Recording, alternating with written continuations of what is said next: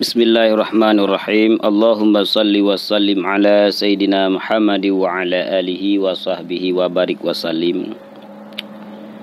Kita akan membahas tentang bagaimanakah tabiat daripada malaikat, syaitan, dan manusia.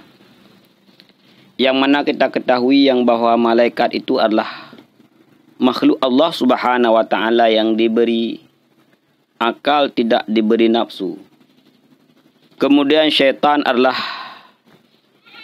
makhluk Allah yang diberi nafsu, kepadanya tidak diberi akal. Dan manusia adalah makhluk Allah yang diberi nafsu, juga diberi akal. Ini sebagaimana termaktub dalam kitab Ihya'u Ulumuddin Juzuk 4 halaman 3. At-tajarrudu li mahdil khairi da'bul malaikatil muqarrabina.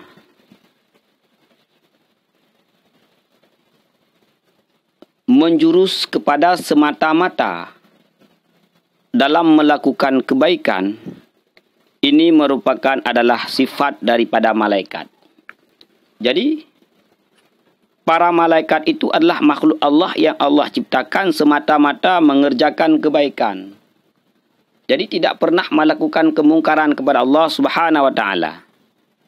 Jadi sifat daripada malaikat adalah limahdil khairi. Jadi senantiasa mereka melakukan kebaikan. Yang mereka itu adalah untuk mendekatkan diri kepada Allah Subhanahu wa ta'ala. Fal mutajarrudu lil khairi malakun muqarrabun indal malakid diyani.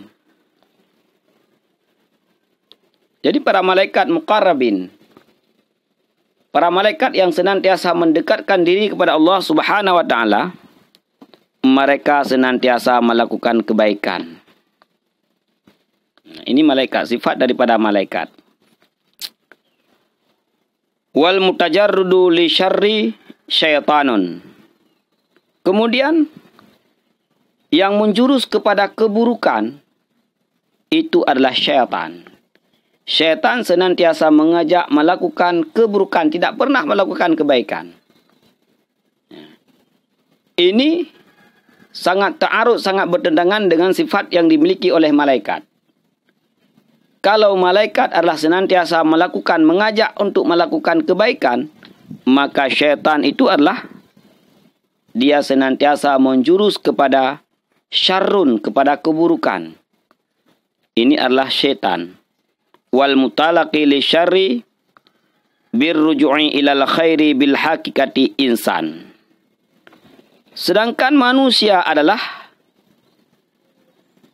makhluk yang melakukan keburukan, kemudian rujuk, kemudian taubat kepada Allah, kembali kepada Allah. Kembali kepada Allah adalah rujuk ilal khairi, kembali kepada kebaikan. Ini adalah hakikat daripada manusia.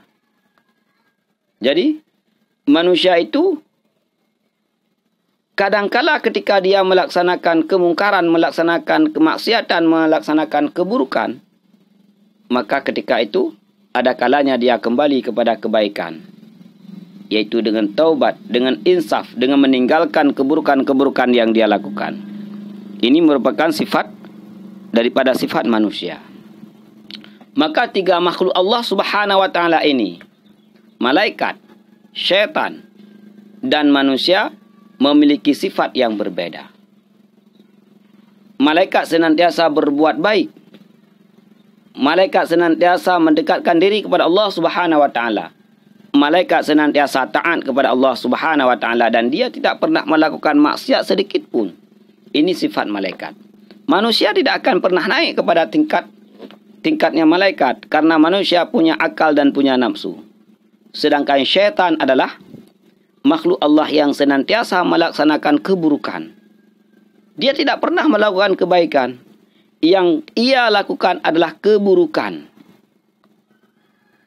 Manusia adalah ada yang melakukan kebaikan, ada yang melakukan keburukan. Ketika dia telah melakukan keburukan, ada kalanya dia bertobat, ruju'un ilal khairi, kembali kepada kebaikan, itu kembali kepada Allah Subhanahu wa taala. Maka seburuk-buruknya manusia, dia tidak akan pernah menjadi syaitan. Seburuk-buruknya manusia, dia tidak pernah menjadi seperti sifatnya syaitan yang tidak pernah baik sedikit pun. Maka inilah kodrat fitrah daripada manusia. Maka oleh karena demikian, kita sebagai manusia, makhluk Allah yang Allah ciptakan begitu lemahnya, makhluk Allah yang mempunyai akal dan pikiran, makhluk Allah yang mempunyai hawa nafsu, maka akal dan pikiran tersebut jadilah filter ketika kita khata, ketika kita terlanjur, ketika kita khilaf, melakukan dosa, melakukan kesalahan, melakukan keburukan, maka senantiasalah kembali kepada kebaikan, itu taubat kepada Allah Subhanahu wa taala.